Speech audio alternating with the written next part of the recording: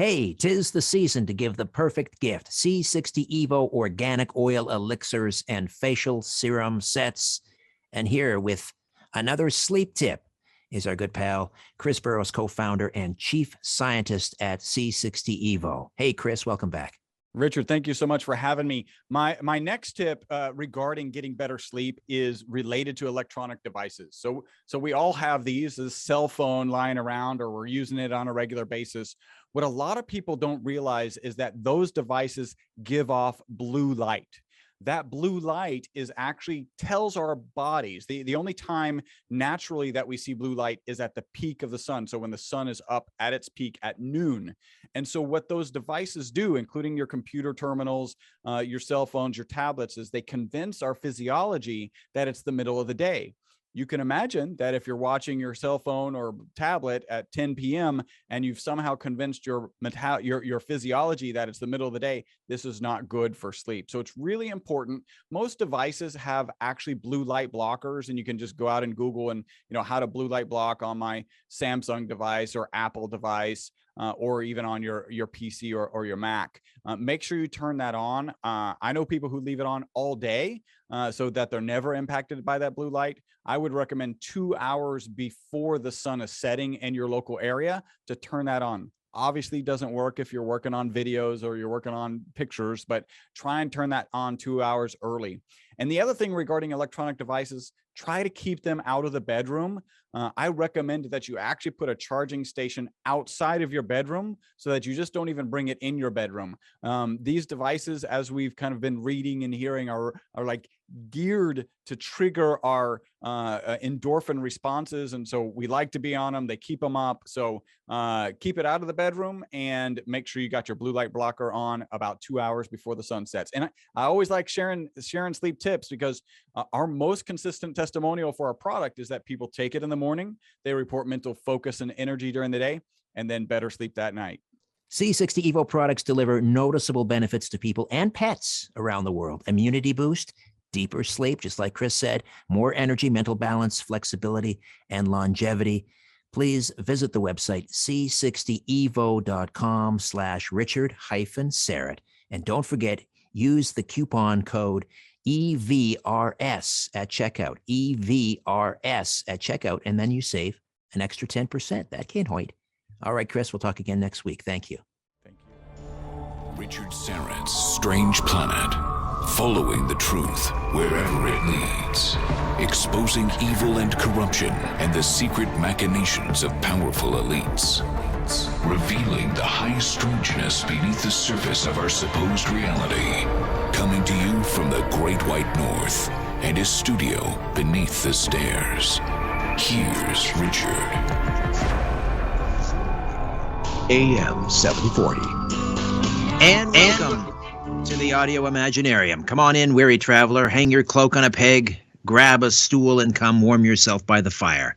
There are stories to be told, and you are among friends. Carlos Cagina is our technical producer, and Ryan White is our live stream producer. Be sure to check out my YouTube channel, Strange Planet, and my Rumble channel, Richard Syrett, Strange Planet. Coming up in hour 2, Robert W. Sullivan IV returns to the program, and I always look forward to a visit from Robert. He's such a scholar, theologian, writer, lawyer, 32nd degree Mason, historian, film researcher. He watches films, well, not so much in the theater, but at home on DVDs and on Blu-ray. He has to, because then he can pause them, rewind them, and I'm thinking he's doing that constantly because he's on the lookout for occult symbols, esoteric meaning in these films, Gnostic and alchemical symbols that are embedded in these films, usually by the director. And Robert is currently working on Cinema Symbolism 4. Now, there's no misunderstanding here, just so there's no misunderstanding. Robert doesn't talk about satanic Hollywood or the Illuminati. He's here to talk about how certain films contain occult symbology. It's hidden in plain sight, but it's there for artistic purposes. There's no nefarious or sinister purpose, at least that he ascribes to it. Or maybe there is, but That's not what Robert W. Sullivan IV talks about. And of course he'd say that because he's a 32nd degree Mason, right? I know that's what you were thinking. All right, this hour, demographics, the study of population based on factors such as age, race, and sex. And demographic data refers to socioeconomic information expressed statistically, including employment, education, income, marriage rates, birth and death rates, and more. Now, if that sounds dry, it's not. It's only because I'm not doing it justice. Demographic trends are like looking into a crystal ball. They tell us so much. They are, according to my guest this hour, a demographer, demographics are more important than economics. Ken Gronbach looks into the future using the tool of demographics to navigate the many landscapes that will define the United States, North America, over the next 30 years. What's happening with Generation X, born between 64 and 84, the boomers, the millennials, or Generation Y. What does this mean for housing and other consumer areas, such as air travel? What about crime? And what about overpopulation? Is that a myth? Ken Gronbach is an internationally respected demographer who has been able to forecast societal, commercial, economic, cultural, and political phenomena with uncanny accuracy. Ken's unusual blend of marketing savvy and common sense demography, based on 20 years of proprietary demographic study, sets him apart. He keynotes all over the United States and does customized demographic research. He's the author of The Age Curve and the latest Upside, profiting from the profound demographic shifts ahead. Hey, Ken, welcome. How are you? Great introduction. I'm great. Thank you very much for having me. I gave a very rudimentary definition of demographics. So just fill in the gaps there. What did I miss? No, you pretty much nailed it. What demographics is live births, migration, and deaths for the most part. That's all it is. It's very, very simple. It's a very simple science, which enables us to see accurately into the future. It's not like we're rocket scientists. It's just that the science is a very simple science. But keep in mind, as you just said, that demographics precipitates economics. It's not the other way around. Excellent point. Yeah. You don't have economics. And so, as a demographer, I mean, you're poring over statistics and data. Then, what do you do with it? Well, you can do it. You can do any number of things. One of the most exciting things you can do is you can forecast markets, and you can also forecast political outcome. And right now, that's a very hot subject. I'll say. And so, well, I think you've sort of answered the question, but let me drill down a little bit further. Then, when you say that demography is more important than economics, is it because it precipitates economic activity? It comes first? Yeah, well, think about this. If you're a businessman, I guarantee you 95% of your business decisions are based on money. Money is a symptom of something else. Money is simply a symbol. It's not a real thing. You know, the paper dollar bills that are in your wallet and the electrons that are on your computer that represent your bank account are symptoms. The cause is people. So we're very comfortable dealing with the cause. If you want to forecast things in the economy, you know, economists and I'm going to be kind here, are right about 20% of the time. Demographers are right about 80% of the time. Now, granted, demography is much simpler than economics, and there's a lot of different facets of economics. But for the most part, yes, demography is more important. And so, where do you gather your research from? Census, Bureau of Labor Statistics, CIA fact book, and then just a variety of other sources. But those are the primary sources. The census data is really the best. I think you want to be careful about in demography is you can't, you know, there's two types of information that are not very good, and that is very new stuff and very old stuff. So census data is critical. And one of the ironies and one of the problems that we're having right now in our research is that the 2020 census data is not available yet. This is 2022. How long is it going to take? But apparently it's being stalled somewhere, and we're not really getting all of the data yet.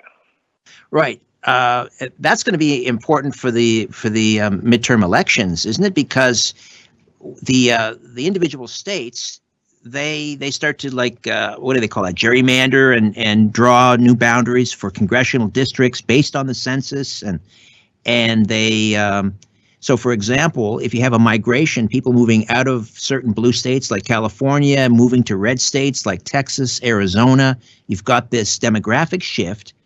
And that is often reflected in realigning congressional districts and the number of seats that a state will gain or lose. That's exactly correct. Texas just picked up 2. Florida picked up 1. North Carolina picked up 1. Utah picked up 1. Oregon picked up 1. Montana picked up 1. So what that reflects simply is, where are the people going? We have a real reshuffling of the population of the United States going on right now, and states like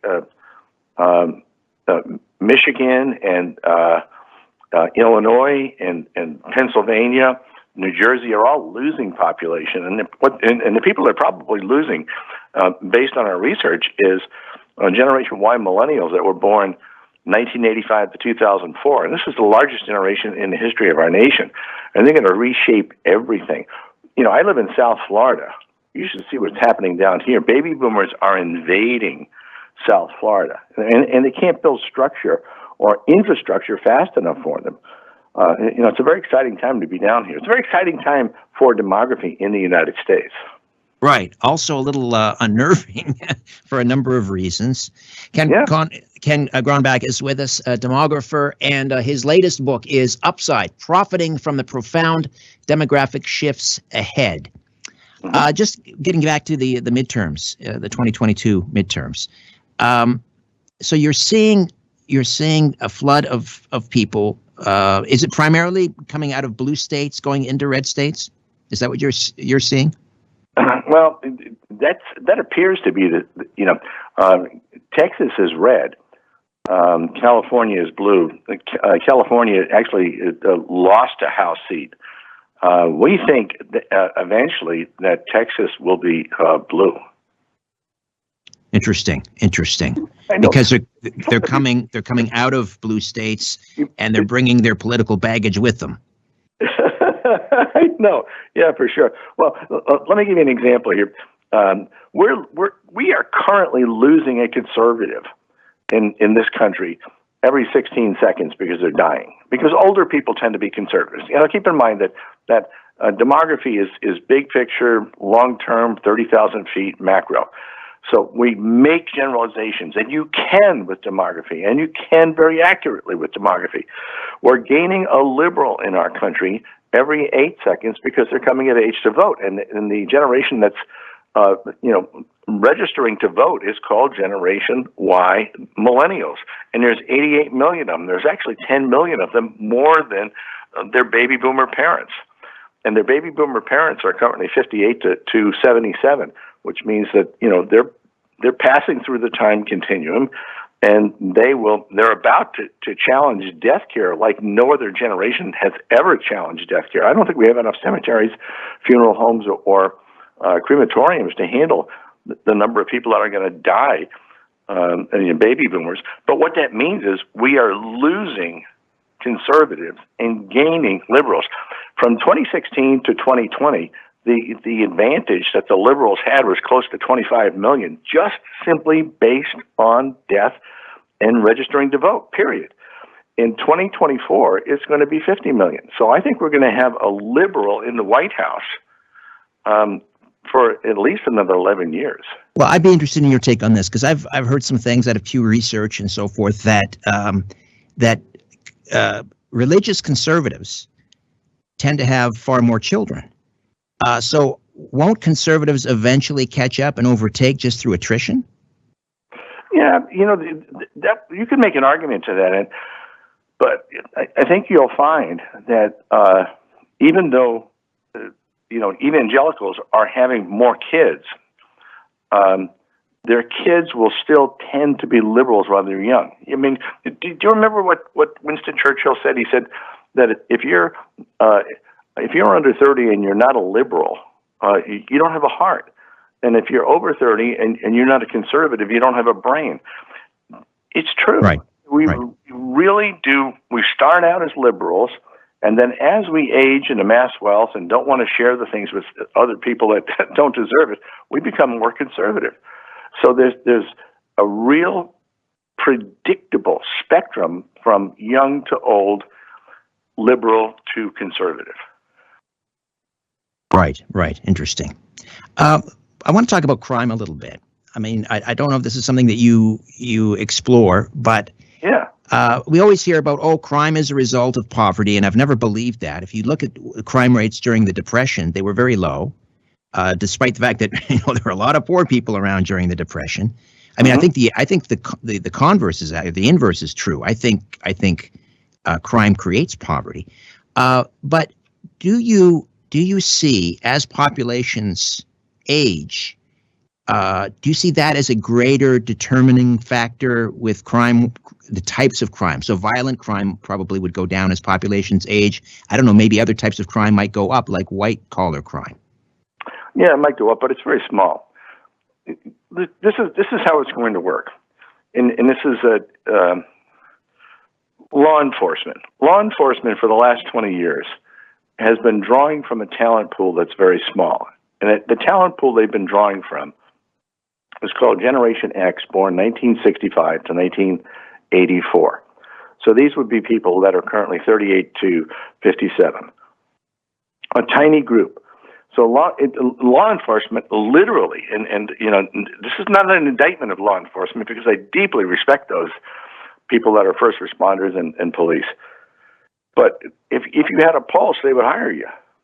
What's happening now is there is a whole new crop of a huge talent pool that they're going to draw from called Generation Y millennials, 88 million people that were born 1985 to 2004. So we're going to have much better law enforcement, much more talent in law enforcement. Now, the other side of the coin is who commits crime?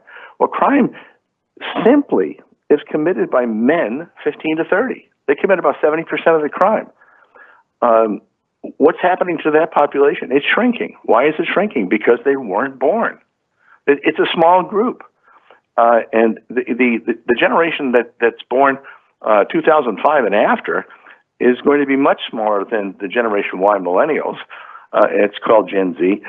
And it's going to be a smaller group. So we're going to have a smaller group of crime committers and a larger group of talent for law enforcement. So the country is going to essentially be safer. Now, I know we're going through some issues right now, and I think a lot of those are frustrated, COVID-related, other things that, but overall, crime should drop. Right. And so we may actually be able to defund the police, but for all the right reasons, because the crime is going down, rather than for political reasons. Ken Gronbach is with us, and the latest book is Upside: Profiting from the Profound Demographic Shifts Ahead. I want to talk a little bit about China, because they are seen now as, the great adversary economically, militarily, geopolitically, but they are in a real bind. They put themselves in a real bind with this one-child policy. What has happened in China since this misguided policy? Well, under 40 years old, what they've managed to do, and if you use my numbers, they've prevented, and I'll use that loosely, 500 million people, 500 million. If you use Elon Musk's numbers, and I deeply respect the man, and I think he steals my stuff.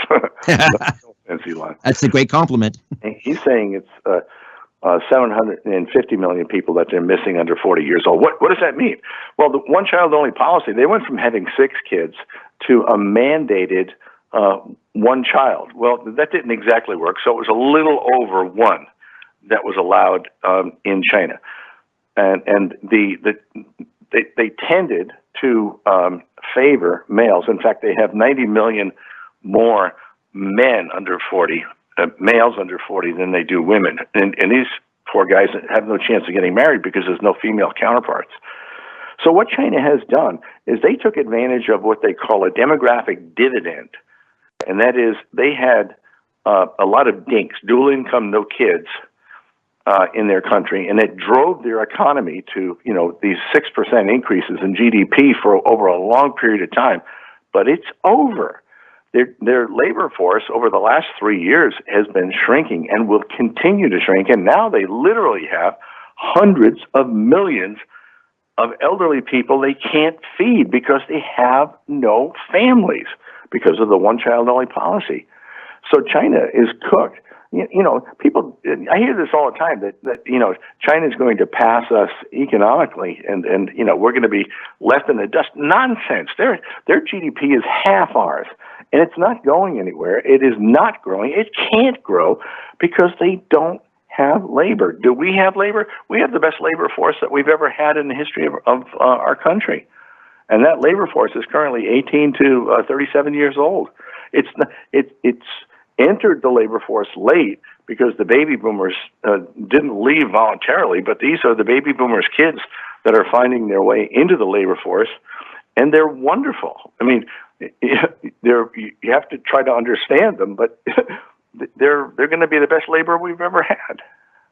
Ken, we're coming up on a break here, but let me just, we'll start this. I'll ask you this question, and we'll probably continue it after the break. And that, getting back to China for a moment, and this huge male cohort that are destined to remain single, because women, when men marry, women provide a much needed sort of braking mechanism on some of our behaviors, let's say.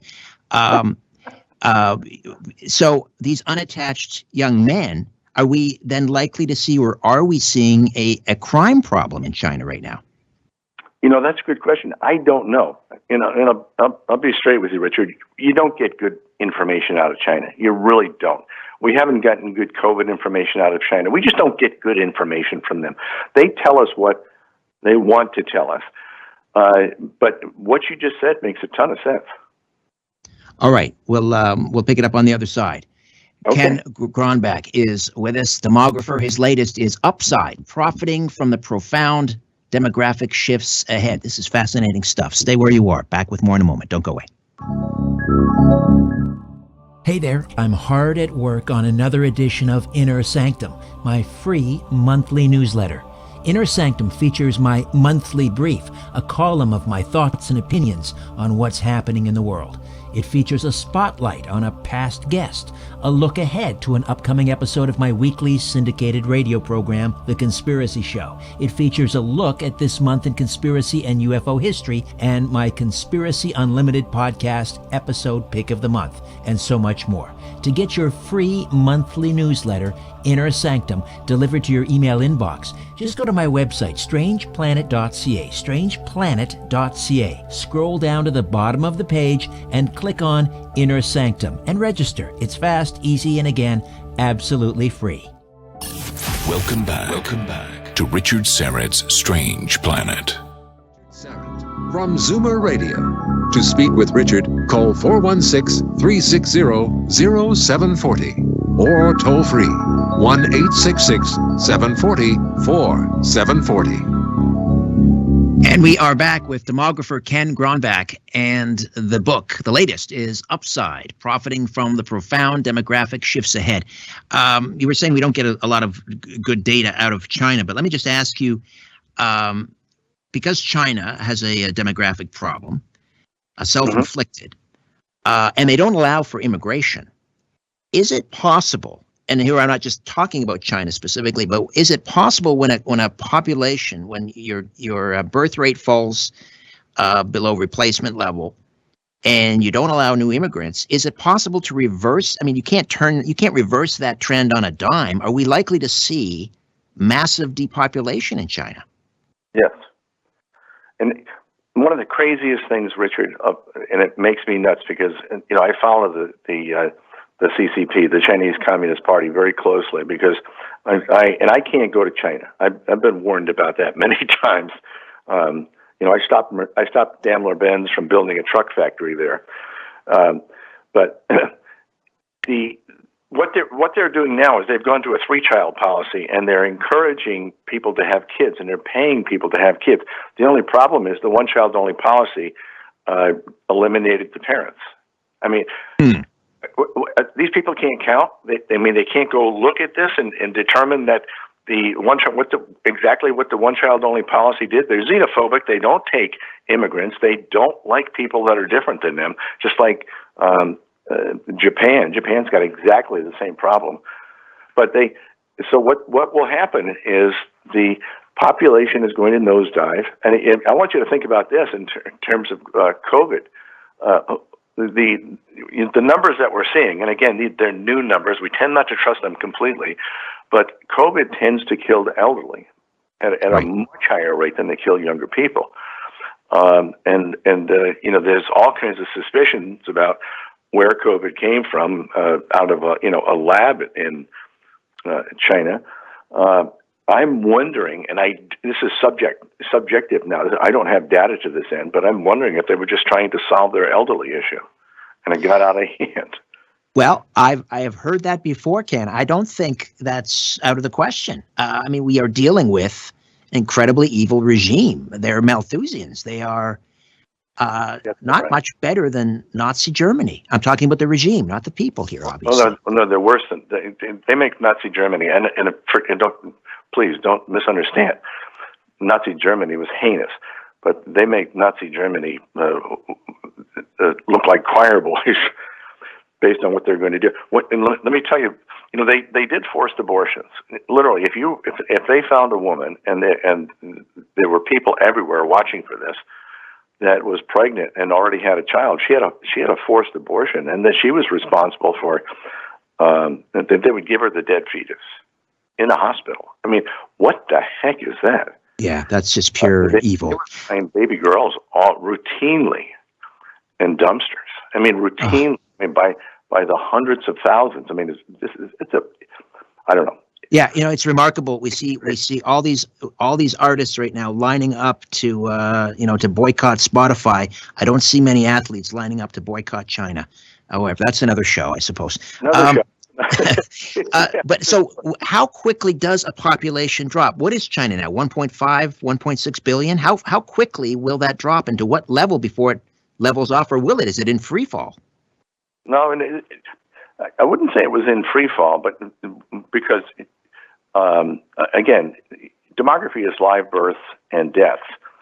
What is in free fall is the average age in China, and they're going to be a very, very old nation, and then their population will begin to drop precipitously. They're at about 1.4.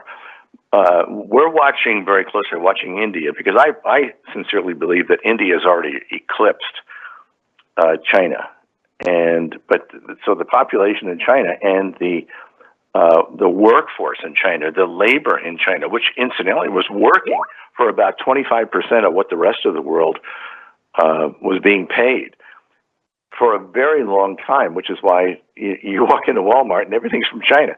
Well, all of that is going to end, because they no longer have that labor. They eliminated it, and their new policy of having 3 kids is nonsense, because all you're doing is creating more dependence in the country, so you're going to have elderly, and then you have a whole new crop of dependent kids. What does that mean? And it's not working anyway. So you want to let me give you another one that'll freak you out a little bit. They did forced abortions. I believe what they're going to do is create forced pregnancies. Oh my Lord! Oh no, I'm seeing bits and pieces of that come through. Yeah, they'll make it. I mean, so what does that mean? How do you do that? I don't know. I don't even want to contemplate it at this point. I mean, I think we know how they do it, but no, they're in deep trouble. And so what we're seeing right now is that China is going on a war footing. The South China Sea and then Taiwan, and there's a lot of saber rattling and showing off new armaments. the dead last thing they could do or should do with their current economy is or demography is get into a war. That would be awful. It just wouldn't work. So when we talk about, and we hear this, and I've always maintained it's a myth, overpopulation. Back in the 60s, we're going to run out of food. And I remember in the 80s, in the textbooks, it was, we're going to run out of fresh water, and there are limits to growth, and all of this. I think it's nonsense. And I read once a statistic that you could fit every man, woman, and child, close to 8 billion souls, inside the city limits of Orlando, which is a pretty big. Well, you're from Florida. Is that true? I mean, they'd be shoulder to shoulder, but you could put every man, woman, and child in Orlando. If you wanted to do a group hug, and I'm not in favor of that sort of thing, but if you wanted to do a group hug, you could take all 7.7 billion of us in the world and do it in Los Angeles. In LA, yeah. If you wanted to have a party, and you wanted to invite all 7.7 billion of your closest friends, and you wanted to give them 4 square feet so they could dance at your party, you could put everybody in Rhode Island. No, we don't have a problem. We produce enough food to feed 14, 15 billion people every day, and we throw half of it away. There are some starving people, and we can't get food to them, but it's not because we don't have food. It's because their governments are crooked. Right, exactly. And it's just a distribution issue. So one of the areas that we do see, I guess, a fairly rapid increase in population is sub-Saharan Africa. Do you have any data there? Is that starting to level off, or is that continually growing? No, the sub-Saharan Africa. That's a very, very good question, because this is about 1 billion people. There are about 30. I'm guessing now, because I don't think anybody's really sure how many countries there are, but it's between like 35 and 40 countries. But their fertility in some of the countries is 6. So you're going to see sub-Saharan Africa increase in population over time. But is it falling off? Yes, it is. We're starting to see population drop everywhere. It's dropped in the EU. It's dropped in Eastern Europe. It's certainly dropped in Russia. I think the reason that Vladimir Putin wants to go into Ukraine is because he needs their population, because his population is old and sick and very heavily weighted to women. Look at the soldiers that find their way onto TV, the Russian soldiers, and you'll see women in the frontline ranks. That's very unusual, and the reason for that is they don't have men. Interesting. If you're a 16-year-old male in Russia, you have a 50-50 chance of making it to 60. And half of the men that die in Russia die drunk. So Vladimir Putin's got a serious, serious problem. And I think he's trying to in Ukraine. So what is happening with the world's population? Is it a combination of I don't know, low fertility, sperm motility, increase in the standard of living, which tends to reduce population? What is the main driver behind this? Well, again, I don't mean to freak you out, but you're asking all the right questions. You really are. So you're a very astute man. We have created with the internet, we've created an alternate world, have we not? I mean, it's yeah, they call it the metaverse. Everyone wants to, it's like the Matrix. We're all asleep. It's going to be worse, because you're going to literally go into this alternate reality. But 1/3 of the internet is a substitute for normal relations between men and women. And when you talk about addiction levels for men in the United States, it's way over 50% to that 1/3. And computers don't have babies. So, and let me give you another example. Japan. In Japan, what we're watching now is not only are they not having kids, they're not getting married, and they're not dating. What the heck is that? And Japan technologically has always been more advanced than the United States. Now, in Japan too, doesn't do, they're xenophobic. They do not do immigrants. Japan will probably disappear 2050, 2060 because they literally will not have any taxpayers. My word. What does that even mean, disappear? No, I mean, somebody will take it over. I imagine the landmass will still be there. I don't know how they'd run it. I really don't. I don't know how they'll run it because who pays tax? The heavy lifter taxpayers are essential to any culture. Those are the people that have, spend the most, live in the biggest houses, and make the most. If they don't exist, if your population is shrinking and that category of your population doesn't exist, how do you fund your country? Excellent point. Yeah, it's just a big for sale sign in Japan, and we'll move. They'll have to move. They'll either have to take a huge influx of immigrants, which would cause all sorts of, cultural upheaval and so forth. Yeah, it's not going to be pretty.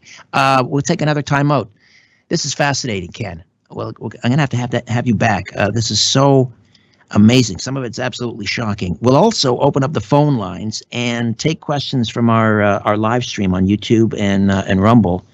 And if my live stream producer Ryan can curate those and send those to me, I'll ask Ken. Ken Gronbach is with us, and the author of Upside: Profiting from the Profound Demographic Shifts Ahead. Back with more of our conversation straight ahead. I don't need to tell you how important building and sustaining a healthy immune system is these days. And just in time, my good friends at Get the Tea are offering a special package called the Immune Builder. You get 1 month's supply of Life Change Super Tea. That's 8 bags. 1 bottle of BioAstin. That's 75 capsules. Now, BioAstin, or astaxanthin, is known as one of nature's most powerful antioxidants and provides a wide range of impressive health benefits. The Immune Builder also includes 1 bottle of potent C wild Alaskan sockeye omegas. That's 90 gel caps. And 1 copy of the book Natural Astaxanthin, Hawaii's Super Nutrient by Dr. William Sears. There's so much more than tea at getthetea.com. Get your Immune Builder right now. Not available in any store. Use the code UNLIMITED and all your purchases ship for free. The Immune Builder from getthetea.com. As you're staring up at the night sky, ever wonder who's staring back? You're listening to Richard Syrett's Strange Planet. With Richard Syrett on Zoomer Radio. To speak with Richard live, call 416-360-0740 or toll free at 1-866-740-4740. And we are back with Ken Gronbach. Upside: Profiting from the Profound Demographic Shifts Ahead. Are there a lot of demographers? I haven't heard of too many, Ken. You would think this would be a burgeoning industry. No, I don't know if it is or not. But if you Google Ken demographer, see what happens. I come up wall to wall because I'm the only Ken. So do the math. Are there many in the world? No, I would say probably a few thousand, but not many. It's not like economists or accountants. Right.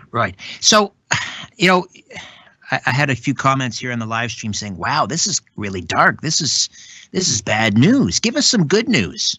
Well, you want some good news? Yeah. Okay. United States, Canada, Mexico, Central and South America, the center. We're going to be the center of the earth. Why? Because we had kids. Well, first of all, the United States has kids.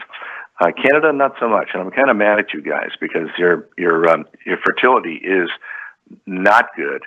And but I don't think it's going to be an issue for you because of your proximity to the United States. I think you will be fine. Mexico has perfect demography, absolutely perfect. Central and South America is spotty. It depends on the country. But what's going to happen to the United States? Housing is the economy. The economy is housing. In 2008, we had too many houses, and it was a bubble that burst, and everybody lost value in their house. What's the problem now? We have too many buyers. There's about 155 million housing structures or housing units in the United States. And that's everything from a mobile home to multifamily housing to freestanding housing and mansions, whatever people live in, about 155 million. Half of our population, up to about 6 or 7 years ago, was all living under one roof, and that was baby boomers and their kids. So you had 80 million baby boomers and 88 million of their kids living under one roof, and the kids are finally moving out. They're moving out of their parents' basements. They're throwing all those trophies away that they didn't deserve. They're starting houses. They're getting married. They're going to have kids. When you do the math on the generation that's leaving home, this Generation Y millennials, we're 25 million housing units short of our needs over the course of their probably the next 10 or 15 years, which means that's going to drive the economy like you cannot believe. And also, because everything is housing, everything. I spoke to loggers in Oregon, and I speak all over the United States. And it really is a wonderful education. And I said, how are you going to handle the need for wood with the crushing need of with all the houses that we're going to need to build? And I said, we can't cut trees fast enough. So houses are going to be built out of plastic, and houses are going to be built out of concrete, more and more and more. And they're going to make them with 3D printers. These kids are going to sleep in their cars. Right. And they're going to start building. They're going to start building with 3D printers, or is that overblown? I don't know. I'll tell you, any way that you build them is going to be better than not having them. But right now, I live in South Florida. What's happening here? We have the baby boomers are finally, post-COVID, are saying enough is enough. I'm retiring, moving down here. The population of Florida currently is about, a good guess would be about 24 million. It'll go to 35 million in the next 10 or 15 years, which means you cannot believe the building that's going on down here. Right. So you wanted good news? That's going to drive our economy, and it's going to drive our economy in a way that we don't understand. We really don't understand. It is going to be huge. You want some more good news? Yes. Okay. Baby boomers. If you assess the wealth of the baby boomers, you will come up with about 100 trillion. Wow. I'm not kidding. They have 20 trillion in the stock market. They have 10 trillion in banks, and they have about 70 trillion in real estate. Baby boomers are currently 58 to 77 years old. The year that the body breaks is 75. That's a good number. The body breaks, and you start really needing health care. Baby boomers are moving to Florida, and the ones that are moving down here tend to be the leading edge, or the older ones, and they really need health care. Baby boomers have mass, money, and motivation. They don't have dying on their punch list, so they're going to be throwing money at health care like you cannot believe, more than any time in the history of our country. So we are forecasting that we will beat cancer, we will beat heart disease, we will beat Alzheimer's, and many, many other issues that we have health-wise. The only problem is, if this is a problem, is we're all going to live longer and much longer. And I'm talking about playing golf at 100 years old. Right. Well, we're going to live longer than our 401 in the U.S. The 401k. It's going to run out before we do. Yeah. I mean, so. Are we going to run out of money? Are we going to get too old before our money holds up? I don't know. Probably not. Right. So if I'm hearing you, some of the angles here are in terms of demographics. If you're a young person, get into the trades, because they're going to need tradespeople to build all these houses, or get into the healthcare field. Not necessarily just a doctor or nurse. Become a radiologist. Become a chiropractor. Become an X-ray technician, right? That is exactly correct. Two things are going to happen. You're pretty smart. Are you sure? Have you stolen my stuff? Let me tell you what's going to happen. I have two girls. One's 26 and one's 29. And when my 29-year-old went to college, she said, "Dad, because she switched colleges. And she said, all the guys are taken. And I said, what do you mean? She says, there are more girls at college than there are guys. We did the math on that, and it's like 60-40. What happened? And she's a Gen Y millennial. She's part of the 88 million. Baby boomers leaving the labor force left heating, ventilation, air conditioning. They left electrician. They left plumbing.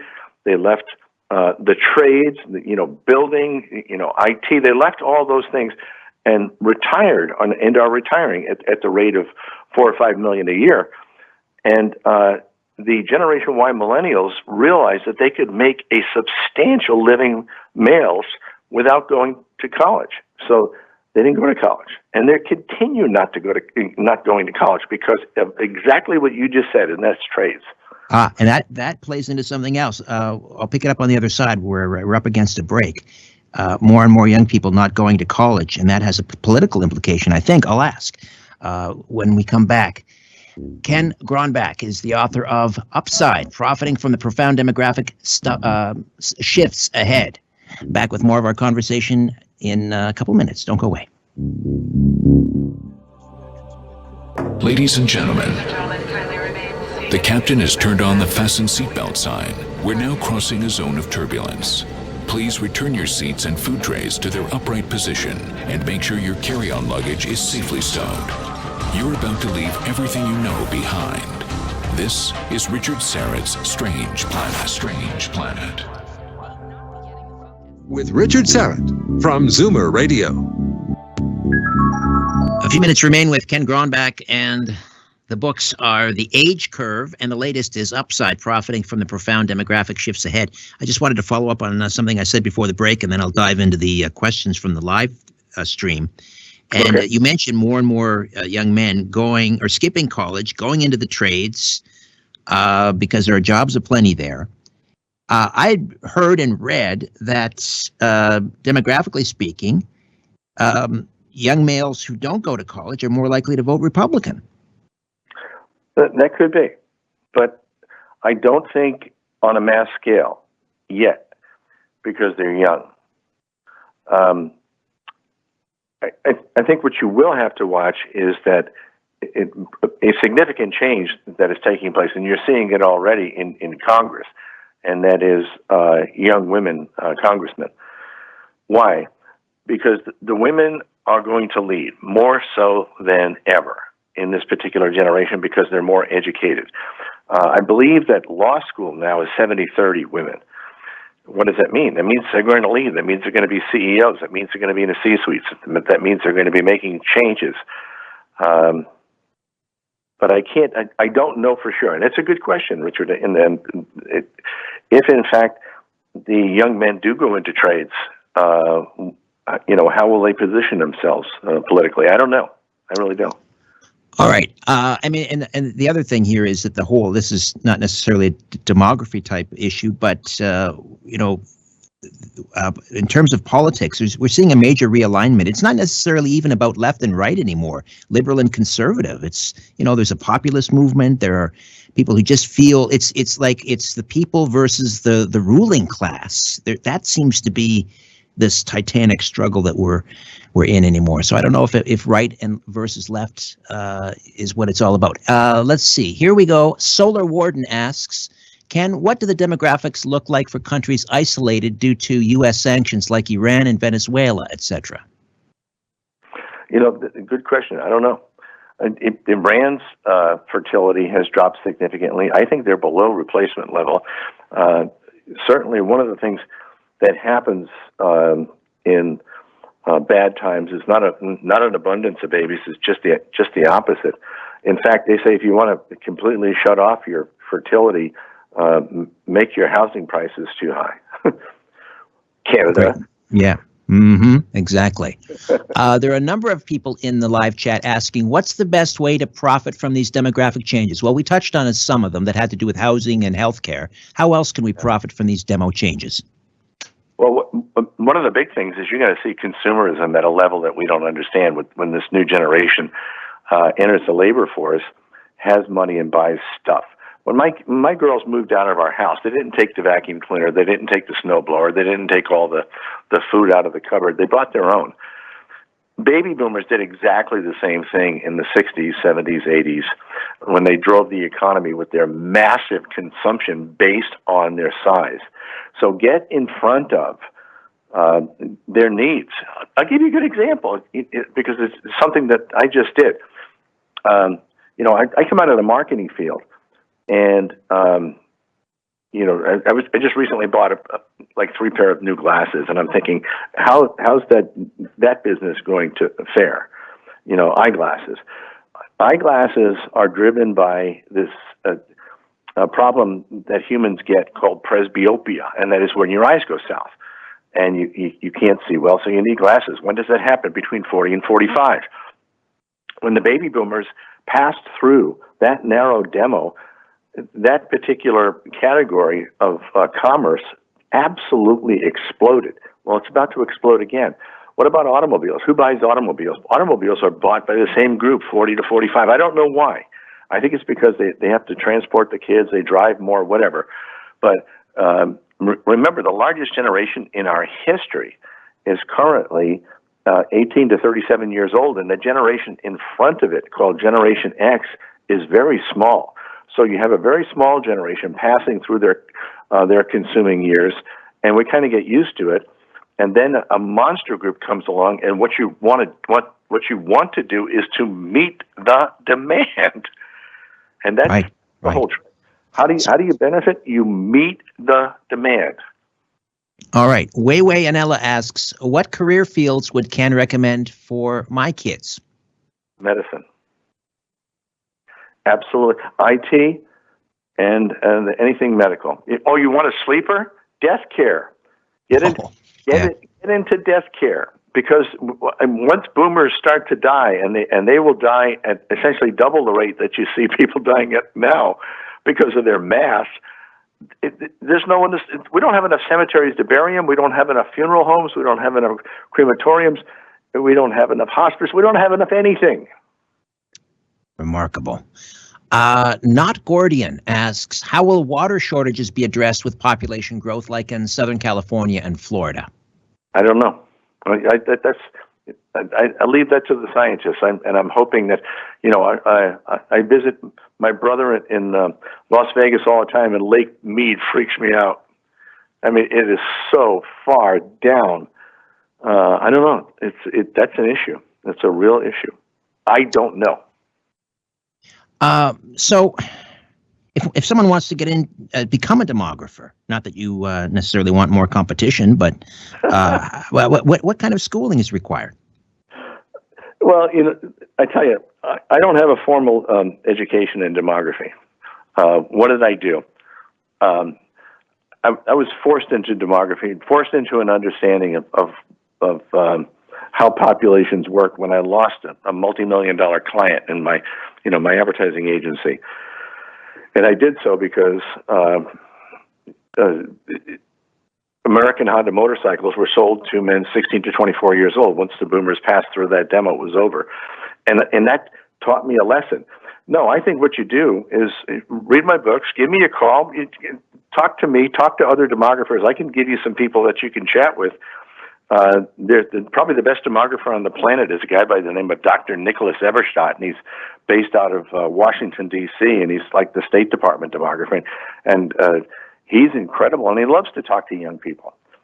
I don't think he has a degree in demography, but I think that it's just something that he does, and he does very well, and he's written books on it, and he's done research, just like I have. Well, I would think that government agencies would be more reliant on demographers in order to properly plan, in terms of infrastructure and so forth. Are they not properly utilizing demographers? Is that why they seem to muck everything up? Yes. And I'm telling you, Richard, you're smart. And not too many people can come to that conclusion. And I kind of stay away from it because it sounds like I'm being bitter or something. But I don't understand why people don't understand that it's people. It's not money. It's people. You want to improve your business going forward? put as much effort as you possibly can into human resources and less effort into finances, and you'll do much better. You really will. How do we get a copy of Upside, Profiting from the Profound Demographic Shifts Ahead, Ken? Go to kgcdirect.com. That's my site. You can buy it there, or you can buy it on Amazon. Amazon has all my stuff. kgcdirect.com. I think I've linked up to your website at strangeplanet.ca. Just click on your name, and that'll take you right there. Ken, what? Freak your audience out. Yeah. Sorry? I said, hire me to speak, and I'll change your audience. Oh, absolutely. Well, and we have to have you on again. This was absolutely fascinating. Ken, I'm so glad that we hooked up. Thank you so much for this. My pleasure, my friend. You take care. All right. Demography. We have to learn more about this. All right, when we come back, Robert W. Sullivan IV, film historian, lawyer, theologian, 32nd degree Mason. Did I mention that? We'll look at the occult symbology embedded, encoded in some of your favorite movies. Back with that. Stay with us. It's time to redefine reality. This is Richard Syrett's Strange Planet. Hey, 'tis the season to give the perfect gift. C60 Evo organic oil elixirs and facial serum sets. And here with another sleep tip is our good pal, Chris Burrows, co-founder and chief scientist at C60 Evo. Hey, Chris, welcome back. Richard, thank you so much for having me. My next tip regarding getting better sleep is related to electronic devices. So we all have these, a cell phone lying around, or we're using it on a regular basis. What a lot of people don't realize is that those devices give off blue light. That blue light actually tells our bodies, the only time naturally that we see blue light is at the peak of the sun. So when the sun is up at its peak at noon. And so what those devices do, including your computer terminals, your cell phones, your tablets, is they convince our physiology that it's the middle of the day. You can imagine that if you're watching your cell phone or tablet at 10 p.m. and you've somehow convinced your physiology that it's the middle of the day, this is not good for sleep. So it's really important. Most devices have actually blue light blockers, and you can just go out and Google and how to blue light block on my Samsung device or Apple device. Or even on your PC or your Mac. Make sure you turn that on. I know people who leave it on all day so that they're never impacted by that blue light. I would recommend 2 hours before the sun is setting in your local area to turn that on. Obviously doesn't work if you're working on videos or you're working on pictures, but try and turn that on 2 hours early. And the other thing regarding electronic devices, try to keep them out of the bedroom. I recommend that you actually put a charging station outside of your bedroom so that you just don't even bring it in your bedroom. These devices, as we've kind of been reading and hearing, are like geared to trigger our endorphin responses. And so we like to be on them. They keep them up. So keep it out of the bedroom and make sure you got your blue light blocker on about 2 hours before the sun sets. And I always like sharing sleep tips because our most consistent testimonial for our product is that people take it in the morning, they report mental focus and energy during the day, and then better sleep that night. C60 Evo products deliver noticeable benefits to people and pets around the world. Immunity boost, deeper sleep, just like Chris said, more energy, mental balance, flexibility, and longevity. Please visit the website c60evo.com/Richard-Syrett. And don't forget, use the coupon code EVRS at checkout, EVRS at checkout, and then you save an extra 10%. That can't wait. All right, Chris, we'll talk again next week. Thank you.